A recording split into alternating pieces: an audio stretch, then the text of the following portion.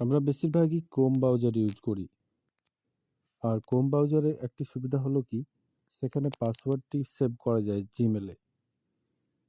তো আমরা যদি পাসওয়ার্ড কোনো লগ ইন করার সময় ভুলে যাই, সেটি যদি সেভ থাকে, তো আমরা সেটিকে কিভাবে রিট্রিভ করব? আসুন দেখা যাক। প্রথমে আমরা থ্রি ডট অপশানে ক্লিক করব।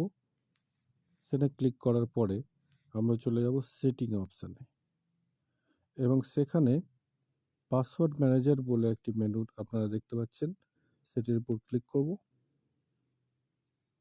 তারপর সার্চ অপশানে গিয়ে আমি যেমন ধরুন আইআরসিটিসি ওয়েবসাইটের পাসওয়ার্ড চাইছি, আইআরসিটিসি। এবার আরেকটি স্ক্রিন লক বা আপনার পাসওয়ার্ড থাকতে পারে। তারপরে সেটিকে এখানে কপি করতে পারি বা ভিউ করতে পারি, এবং সেটিকে কপি করে পেস্ট করলেই আমি আবার পাসওয়ার্ডটিকে রিট্রিভ করতে পারবো। ভিডিওটিকে ভালো লাগলে চ্যানেলটিকে লাইক ও সাবস্ক্রাইব করতে ভুলবেন না।